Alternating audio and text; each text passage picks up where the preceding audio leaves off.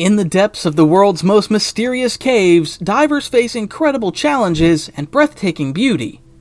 Be with us as we are going to explore the hidden world beneath the surface and the daring souls who brave it.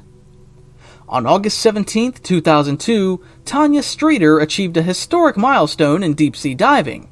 Her mission seemed to defy human limits as she descended into the ocean's mysterious depths, setting a new world record and demonstrating the extreme challenges of deep-sea exploration. However, just a few months later, the diving community was rocked by a heartbreaking tragedy involving Audrey Mestre, a trailblazing diver whose dreams were as deep as the ocean itself. In this story, we'll explore both Tanya Streeter's remarkable success and the tragic events surrounding Audrey Mestre, revealing how their paths intersected in the world's depths. Tanya Streeter's record-breaking dive. On August 17, 2002, Tanya Streeter made history with an extraordinary deep-sea dive.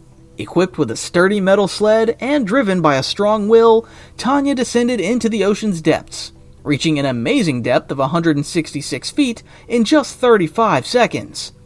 To understand how deep that is, imagine the pressure being 3 times what we feel at sea level. Many thought this was the limit for human divers, but Tanya aimed to show otherwise. Her achievement wasn't by chance. Tanya had spent years training to handle extreme pressure. To protect her lungs from the crushing depth, she used a special liquid called plasma, similar to how athletes train for tough competitions. As she went deeper, her body adjusted to the growing pressure, highlighting her preparation and strength. However, the dive wasn't without problems. At 360 feet deep, Tanya faced a serious issue. She'd accidentally taken an extra breath before diving, which made her lungs expand too much and put extra pressure on her heart. This caused her to lose consciousness, leaving her with less air than needed for the depth. Despite these risks, Tanya continued her descent, reaching an impressive depth of 525 feet. To safely return to the surface, she had to complete 3 crucial steps: grab the lift bag, open the valve to fill it with air, and pull the pin to start her ascent. While doing this, Tanya faced nitrogen narcosis, a condition that impaired her judgment and made time feel distorted, making the task even harder. Against the odds, Tanya managed to handle this challenge and complete her ascent. Her successful dive not only set a new world record, surpassing the previous record of 427 feet held by Audrey Mestre in 2001, but also marked a milestone in diving history. Audrey Mestre's legacy and tragic end. Audrey Mestre, born on August 11, 1974 in Paris, had a deep love for the ocean from a young age. By just 2 years old, she'd already won a gold medal in a swimming competition. At 13, she started scuba diving and found joy in the underwater world. Her life changed dramatically when she was 14 and developed scoliosis from typhoid fever. This condition required her to wear a tight plastic corset for years. Swimming was her escape, allowing her to feel free from the corset's constraints. Her passion for the ocean grew stronger, leading her to study marine biology in Mexico. During her university years, Audrey admired Francisco Pipin Ferreras, a record-breaking freediver. Their professional relationship soon turned personal, and they married in 1999.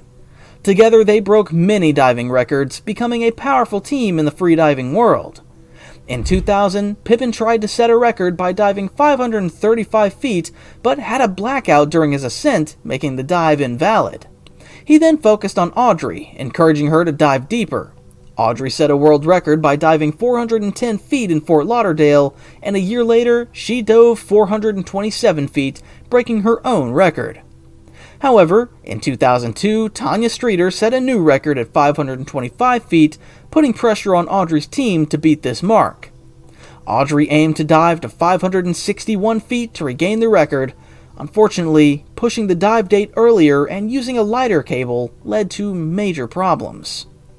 On October 9, 2002, during a practice dive, Audrey reached 558 feet. Despite some personal issues with Pipin, she proceeded with her record attempt. The dive faced several problems, including a cable that moved erratically, a broken bushing, and not enough air for the lift bag. The dive was made even more dangerous by the absence of a safety diver at 427 feet and issues with the equipment. Audrey's ascent was slowed by a faulty lift bag, and despite rescue efforts, she could not reach the surface in time. Tragically, Audrey was found at a depth of 394 feet and was pronounced dead at 28. After her death, there were rumors and questions about the dive's safety. An investigation showed technical failures and poor safety measures. Audrey was posthumously awarded the IAFD record for her practice dive and was honored in the Women Divers Hall of Fame. In 2003, Pippin set a record of 561 feet to honor Audrey's memory. No woman has surpassed Tanya Streeter's record since then. Audrey's legacy endures, and her story highlights the risks and challenges of extreme diving. Lack of investigation into Audrey Mestre's death.